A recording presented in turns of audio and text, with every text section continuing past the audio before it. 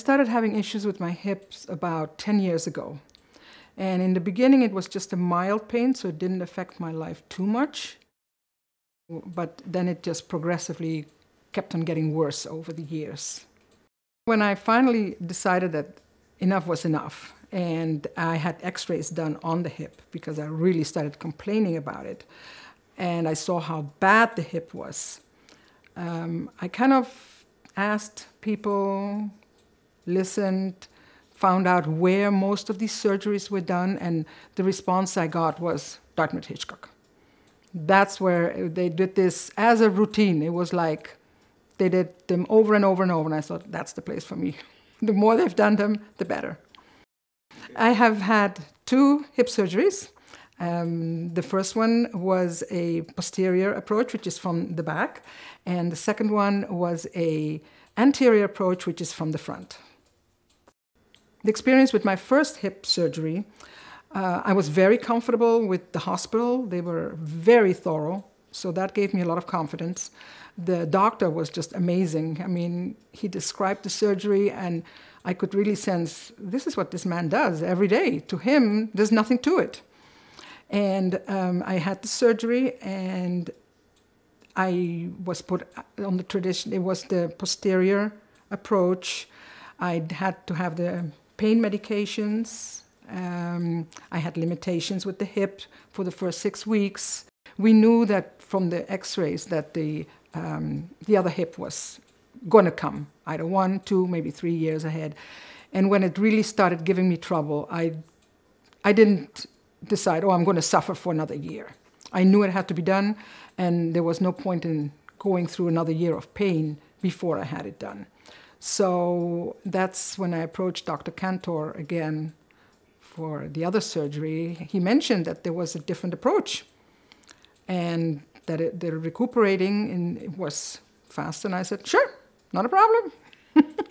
I was a good candidate for the anterior approach because I was in good health. I had no medical issues.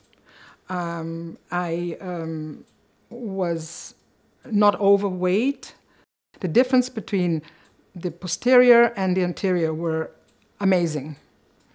I didn't know what the difference was until I went through it, and to begin with, I had absolutely no pain after the surgery.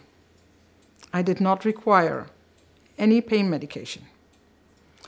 The pain medication is very rough on your body.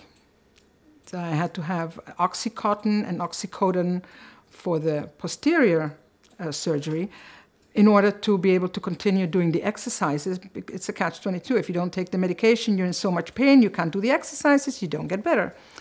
With the anterior, I had no pain. I never took a single pain medication, not even a Tylenol. It was amazing. I had no restrictions. I could get out of bed without keeping my legs straight or wondering, oh, don't bend more than 45 degrees. I was walking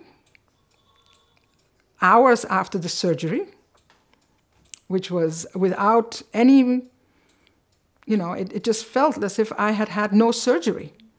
All the exercises are nicely described, very clearly described in the booklets that Dartmouth gives you. I mean, they give you a thorough, any question you have, it's answered, basically. And the physical therapist comes to the house and they'll do those exercises with you. The experience I've had with the doctors at Dartmouth, the assistants, the nurses, the people with home health, they've all been just wonderful. I have had no problem with anybody. They've all been kind. They were all, even the nurses they're very busy. I mean, I could see how busy they are in the hospital. They were just there when I needed them. I walked the whole day. I'm up and about from 8 o'clock in the morning till 5 o'clock at night as a dental assistant. So I get up, I sit down, I get up, I sit down, I bend. I do all my housework. I can go and walk in the mall. I can travel. I have no pain. I have no restrictions. I wouldn't even know I have hip replacement.